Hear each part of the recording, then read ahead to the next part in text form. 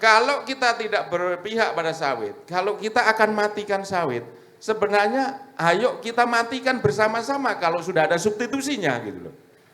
Kalau tidak ada substitusinya, kasihanlah itu masyarakat kita. Kalau kita substitusi dengan batu bara juga kan habis. Nikel katanya Pak almarhum Faisal Basri hanya 11 tahun.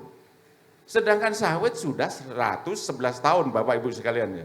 Sejak tahun 2010 sampai saat ini, kontribusi sawit itu di atas 500 triliun.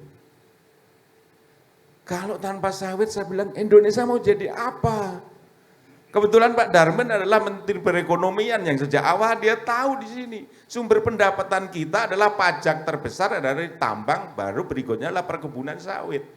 Nah kalau kita tidak punya sawit Bapak Ibu sekalian, lah kita mau ngapain?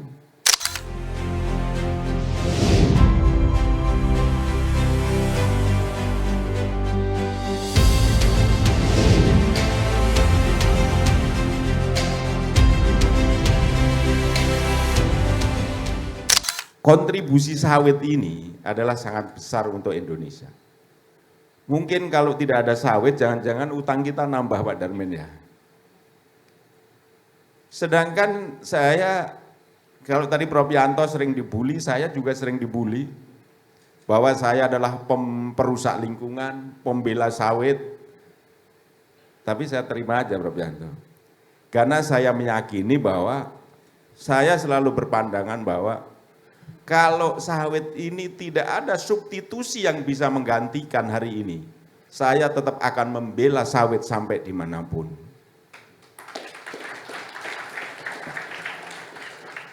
Dari kontribusi tadi Bapak Ibu sekalian, kita itu per tahun sejak tahun 2010 sampai saat ini, kontribusi sawit itu di atas 500 triliun. Kalau tanpa sawit saya bilang Indonesia mau jadi apa? Kebetulan Pak Darmin adalah Menteri Perekonomian yang sejak awal dia tahu di sini sumber pendapatan kita adalah pajak terbesar dari tambang, baru berikutnya adalah perkebunan sawit. Nah kalau kita tidak punya sawit Bapak Ibu sekalian, lah kita mau ngapain? Apakah kita tidak bersedih kalau kita utangnya bertambah banyak? Kalau kita punya sumber pendapatan, saya katakan, kalau saya berkeluarga aja, kalau pendapatan dalam keluarga saya tidak jelas, bagaimana kita mau menghidupi keluarga kita? Filosofinya adalah di situ. Kenapa saya mensupport bagaimana sawit itu adalah sebagai anugerah tadi. Dan tadi Pak Darmin sudah sampaikan 18 juta orang yang terlibat langsung. Belum seperti saya ini yang tidak terlibat langsung ya Prof Yanto juga ya. Kita nggak terlibat langsung Prof. Tapi bagaimana tadi adalah disampaikan yang di awal. Kalau sudah ada kontribusi minimal kita pertahankan. Kalau masalah lingkungan semuanya ada dampak lingkungannya. Saya selalu mengajar dalam konteks hukum lingkungan bahwa lingkungan itu selalu yang utama adalah 3 hal. Memang ekologi yang utama. Tapi kalau ekologi tidak ada ekonomi, tidak ada sosialnya, ya percuma juga. Bahkan sebelum saya diskusi di DPR, saya pernah disampaikan bahwa dia adalah paru-paru dunia, tapi kalau saya duduk 3 jam menghadap hutan terus-menerus, tetap aja saya pingsan Bapak Ibu sekalian. Meskipun udaranya bersih, tetap aja pingsan. Apalagi mikirin pendapatan nggak ada, pasti pusing kepala juga. Ini kan realita dalam kontekstual itu. Apalagi teman-teman dari ada anggota kita dari Samade, dari Sawit Pak. Ini kebetulan di Labusla Pak Darmin, saya minta kau datang untuk bicara sawit. Gitu. Ada teman-teman kita dari Gapki juga pada hadir. Nah, disinilah sebenarnya saya ingin meyakinkan kepada Bapak Ibu sekalian, kontribusi sawit itu memang bisa tidak tergantikan sampai saat ini. Nah ini tentu saya katakan, supaya kita mensupport dalam konteks sawit harus dipertahankan seperti apa. Nah, tadi adalah bagaimana memperjuangkan Bapak Ibu sekalian. Memang tidak mudah apa yang kita alami pada saat hari ini. Meskipun ada kontribusi, tetapi dari regulasi Bapak Ibu sekalian, Tadi Prof Yanto katakan bahkan kehutanan pun nggak ngakuin itu tanaman sawit. Dan saya bisa tunjukkan Bapak Ibu sekalian, bahkan semua peraturan mayoritas adalah ngebukin kebun sawit. Nah, dia tadi tidak hanya dikatakan adalah penyebab deforestasi, dia adalah penyakit jantung dan seterusnya. Tetapi regulasinya yang sampai saat ini mayoritas adalah tidak berpihak kepada sawit. Nah tentu tadi adalah kalau kita tidak berpihak pada sawit, kalau kita akan matikan sawit, sebenarnya ayo kita matikan bersama-sama kalau sudah ada substitusinya gitu loh.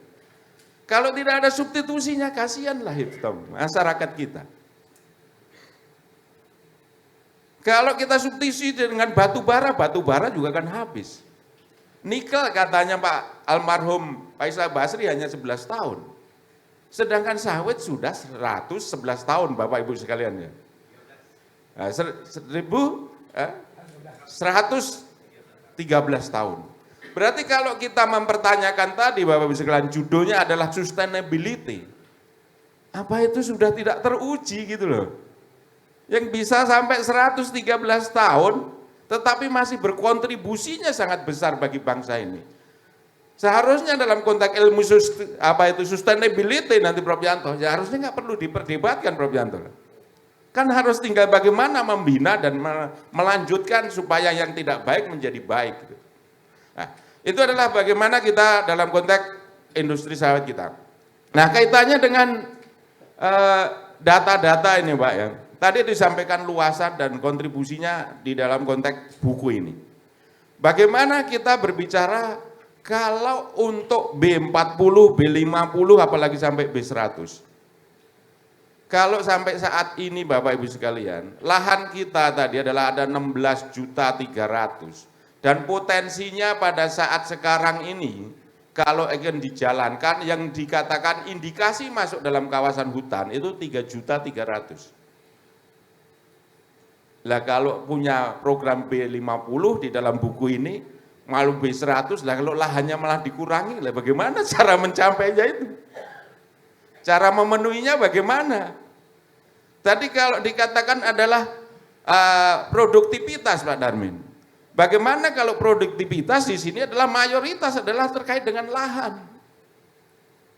Lahan dari para petani tadi adalah dari tahun 2016 sampai sekarang. Targetnya adalah pemerintahan Pak Jokowi adalah 500.000. Yang kecapai sekarang belum ada 60% belum ada Bapak Ibu sekalian. Padahal sudah dari 2016 sekarang sudah 2024. Itu kendalanya adalah karena apa? Regulasi kita sebenarnya yang tidak mempermudah.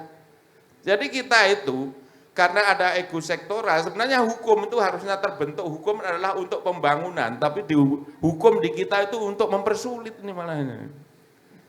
Jadi saya yang belajar hukum, makanya kalau ada Prof Yanto dikatakan, Pak Sardino itu belajarnya hukum dia, karena dia pernah dihukum katanya gitu. Jadi kalau dihukum itu di penjara gitu kan gitu. Ini menjadi problem kita. Hukum kita dalam konteks hukum sumber daya alam Bapak Ibu sekalian, khususnya sawit, itu adalah bukan saling mensupport, bukan saling membantu, tapi malah saling menegasikan. Jadi kalau saya katakan sawit ini berjaya di Indonesia, sebenarnya ini adalah tadi yang pertama anugerah, yang kedua adalah dia berdiri sendiri dia. Masyarakat dalam hal ini, dia mengembangkan dirinya untuk bagaimana sawit itu tetap bertahan. Dan tentu ini menjadi sulit bagi Bapak Ibu sekalian, kalau kita tidak lakukan beberapa perbaikan. Ya, dari secara sepintas dari Bapak Ibu sekalian, dari sawit ini adalah kaitannya tadi adalah regulasinya yang ada. Kehutanan dengan tata ruang, Bapak Ibu sekalian, tadi ada definisi degradasi, ada deforestasi. Memang di Indonesia itu Pak, mau di Kalimantan Tengah, Kalimantan Timur, di Sulawesi, di Sumatera ini, regulasinya nggak ada yang harmonis Bapak Ibu sekalian. Jadi di tata ruangnya di sana adalah APL, udah kewenangan Kementerian Agraria Tata Ruang itu. Tapi di peta kehutanan masih peta kehutanan itu, masih peta kawasan hutan. Makanya tidak heran bahwa teman-teman dari ATR yang di Sumatera Utara ini, yang keluarkan sertifikat zaman tahun 70, tahun 80 jadi tersangka. Karena inkonsistensi dari ruang kita itu memang tidak konsisten. Nah itu ya sebenarnya peristiwa-peristiwa yang terjadi di Indonesia sampai saat ini. Dan ini adalah belum terselesaikan. Pada saat sekarang misalnya di Palembang, Bapak Ibu sekalian, programnya ATR, PTSL. PTSL itu kan membantu masyarakat untuk mensertifikatkan tanahnya. Sekarang adalah juru ukurnya yang mengukur itu sekarang menjadi tersangka korupsi. Karena memberikan lahan PTSL pada masyarakat di dalam kawasan hutan. Padahal di situ sudah turun-temurun, dia tanaman kopi. Ya saya katakan, inilah sebenarnya itu kopi dan di sawit banyak sekali Bapak Ibu sekalian. Yang di sawit tadi dampaknya adalah kalau tadi dikatakan adalah yang harus kita perjuangkan, memang di situ juga nggak diakui sertifikat juga. Para transmigrasi yang sudah diberikan sertifikat yang sudah ditanamin sawit nggak bisa juga sekarang ini.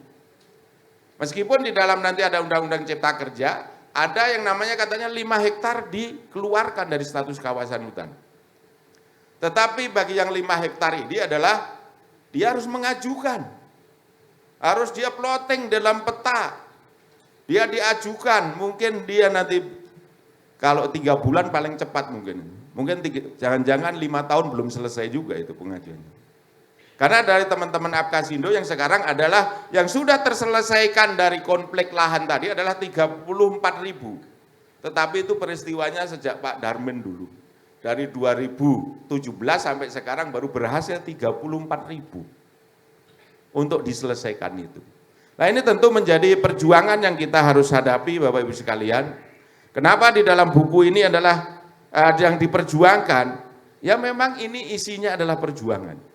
Bahkan nanti asas legalitasnya di dalam sertifikat dalam konteks sawit ini, teman-teman kita di Gapkis di Sumatera Utara ini yang punya HGU, ini sudah 300.000 lebih yang sudah HGU pun masuk kawasan hutan.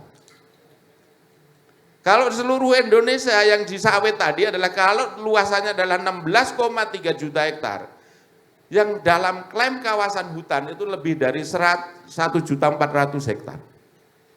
Ini kan semakin menurun nanti kalau kita mau memperjuangkan tapi malah digrogotin terus. Belum tadi adalah yang belum HGU karena dispute ruang dan kawasan hutan. Kalau Pak Menteri ATR yang baru adalah nyatakan 575 perkebunan kelapa sawit tidak punya HGU akan disanksi. Bahkan oleh Menteri Kehutanan yang baru katanya mau diratakan. Ya diratakan apanya gitu. Nah ini terjadi adalah kenapa tadi Bapak Ibu sekalian, ini adalah karena hukum kita terus terang saja tidak mensupport sawit. Itu tentu terbukti dengan adanya ISPO Bapak Ibu sekalian. Dari ISPO itulah capaiannya dari 16,3 juta hektar sampai sekarang mungkin belum sampai 5 juta, belum sampai 6 juta hektar. Berarti tantangannya masih sangat besar. Karena di situ adalah persyaratan ISPO, ini kadang orang Indonesia ini mikirnya sudah terlalu maju gitu loh. Jadi maunya seperti Eropa, jadi udah clear and clean-nya udah bukan main, standarnya ditingkatkan terus. Padahal kita kan nggak bisa. Negara ini harusnya negara yang merdeka, yang punya pendirian. Standar-standar lingkungannya ya perlu dibuatkan regulasi kita sendiri. Kalau sudah nanti kayak ngikutin dunia sana ya kalau mampu, kalau nggak mampu. Dan ini adalah terbukti. Dalam konteks ISPO pun kita mengalami kegagalan. Karena persyaratannya adalah dulu adalah 117 item untuk ISPO itu. Padahal Pak, kita itu 100 saja. 70, saya kira 70 aja disarikan gitu loh. Kalau perlu 50 gitu loh. Tapi ini 117 yang harus diikutin gitu. Lah kalau diikutin tadi kemampuan kita, apakah sudah sebegitu besarnya? Apalagi kalau petani. Makanya Bapak Ibu sekalian, petani yang dari totalnya adalah 6,2 juta hektar, yang bisa disertifikasi ISPO-nya baru tidak sampai 10.000. Ini berarti apa? Pemborosan menurut saya, aturan ini bukannya membantu tapi malah mematikan. Nah, tentu di situ adalah saran saya kepada IPOS nanti, hal-hal yang begitu itu yang tentu adalah bagaimana disampaikan kepada pemerintah. Kalau ingin menyelesaikan ini, ya inilah diselesaikan. Dan itu adalah tugasnya pemerintah, Pak. Saya katakan di kita adalah sudah over regulation. Kalau kita sudah lebih regulasi dan kita tidak mampu menjalankan, ya akhirnya kita harus merevisi itu semuanya. Revisi berarti standar-standar tadi juga harus dievaluasi.